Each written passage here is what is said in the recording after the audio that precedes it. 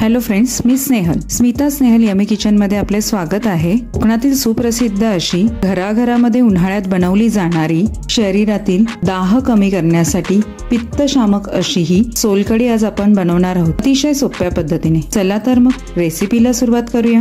इथे मी एक मीडियम साईजचा नारळ घेतलेला आहे, तो व्यवस्थित आता फोडून घेऊया आपण. आता इथे आपण नारळ फोडून घेतलेले आहे, त्याचे बारीक असे काप करून घेतलेले आहेत. एका मिक्सरच्या भांड्यामध्ये घेऊया आपण.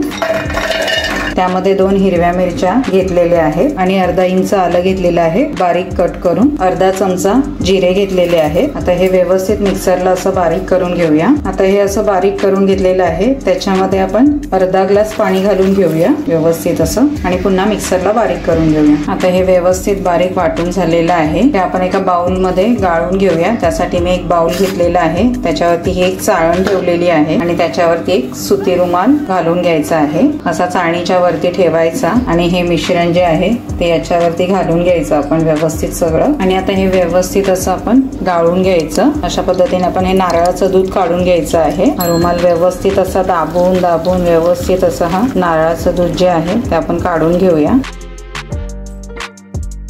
अशा पद्धतीने आपण हा नारळाचा रस पूर्ण काढून घेतलेला आहे, हे नारळाचं दूध. आता पुन्हा हा नारळाचा जो चोथा आहे तो मिक्सर मध्ये घालून आपण पुन्हा अर्धा ग्लास पाणी घालून वाटून घेऊया. आता हे पुन्हा मिक्सर मधून आपण बारीक करून घेतलेलं आहे, ते घालून घेऊया याच्यामध्ये आणि पुन्हा हे व्यवस्थित असं पिळून घेऊया. अशा पद्धतीने आपण हे दुसऱ्या टाइमला पण व्यवस्थित असं पिळून घेऊया नारळाचं दूध.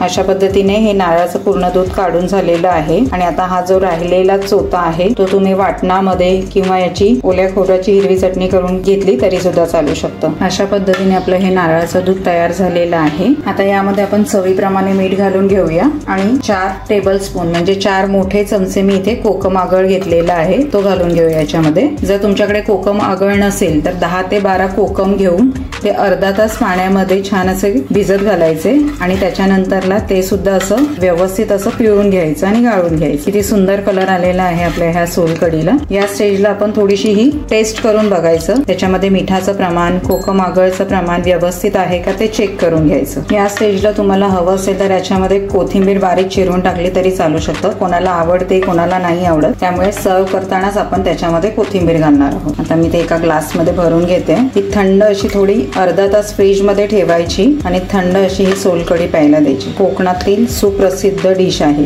आणि आता याच्यावरती मी थोडीशी कोथिंबीर घालून घेते. अशा पद्धतीने आपली सोलकढी ही छान अशी तयार झालेली आहे. या उन्हाळ्यात नक्की तुम्ही करून बघा. मला माझी ही रेसिपी आवडली असेल तर please like, share and subscribe करायला विसरू नका. धन्यवाद.